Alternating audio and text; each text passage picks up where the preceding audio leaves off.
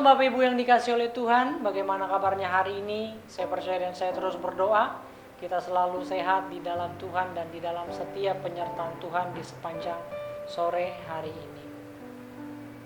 Hari ini kita akan belajar satu kebenaran firman Tuhan yang akan mengubahkan paradigma kita. Kita akan sama-sama belajar mengenai makna dari penderitaan.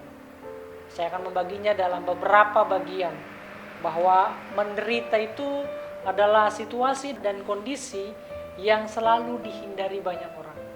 Pertanyaannya adalah siapa juga yang mau menderita di dalam dunia ini. Oleh sebab itu, menderita adalah keadaan yang sangat tidak menyenangkan bagi orang yang mengalaminya. Makanya ada satu lagu dikatakan lebih baik sakit gigi daripada sakit hati. Kemudian menderita itu juga punya efek samping yang sangat besar, Bapak Ibu, yang bisa mempengaruhi daya pikir dan daya ingat yang kuat, atau bisa disebut dengan trauma kita akan penderitaan tersebut. Terus pokoknya menderita mempunyai efek pengaruh itu kemana-mana, semuanya. Bukanlah tidak mungkin juga mempengaruhi keimanan seseorang. Dan ketika penderitaan itu sudah masuk ke dalam imannya, bisa jadi mengakibatkan kemurtatan bagi orang yang beriman. Penderitaan tidaklah mungkin kita bisa hindarkan, dikarenakan kita hidup di dalam dunia yang penuh dengan penderitaan ini. Oleh sebab itu, mau tidak mau penderitaan ini harus kita hadapi bersama, jangan dihindari, supaya kita memperoleh kemenangan. Dan supaya kita bisa memperoleh kemenangan, ada beberapa bagian yang akan menjadi landasan untuk kita bisa menang di dalam penderitaan. Apa saja makna dari penderitaan? Apa saja makna-makna yang bisa kita pelajari dari penderitaan? Yang pertama adalah menderita karena pelanggaran. Kita akan membacanya di dalam Roma pasal yang kedua ayat yang keempat sampai yang ke-11. Tetapi saya akan membacakannya dari ayat yang keempat dan kelima. Maukah engkau menganggap sepi kekayaan kemurahannya, kesabarannya dan kelapangan hatinya? Tidakkah engkau tahu bahwa maksud kemurahan Allah ialah menuntun engkau kepada pertobatan? Ayat kelima, tetapi oleh kekerasan hatimu yang tidak mau bertobat, engkau menimbun murka atas dirimu sendiri pada hari waktu mana murka dan hukuman Allah yang adil akan dinyatakan. Ayat yang ke-11 dikatakan, sebab Allah tidak memandang bulu. Bagian yang pertama ini kita belajar bahwa menderita karena pelanggaran.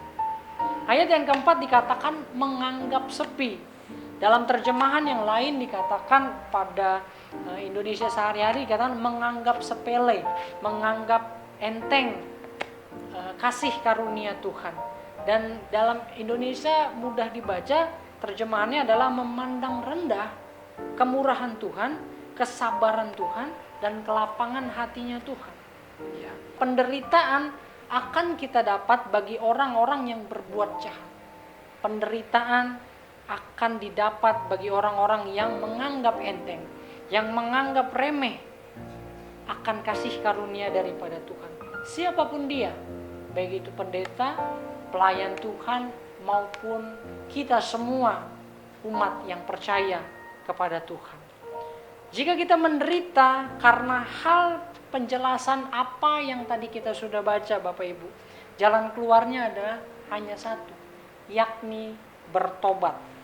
Jika kita mengabaikan pertobatan, kita akan menerima apa yang kita lakukan di kemudian hari. Bertobat, atau yang dikatakan metanoia, memiliki pengertian adalah berubah total secara radikal, yang diawali di dalam pikiran kita diubahkan.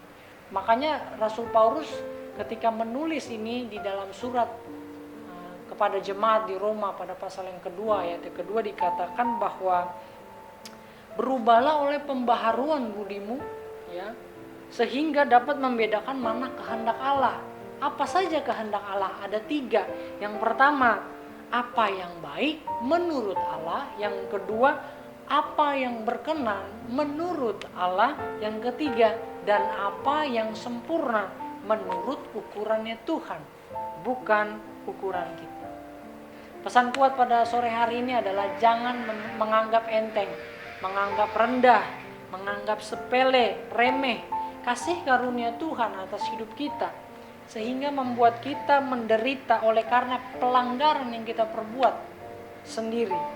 Bertobatlah, bertobat. Tuhan Yesus memberkati. Immanuel.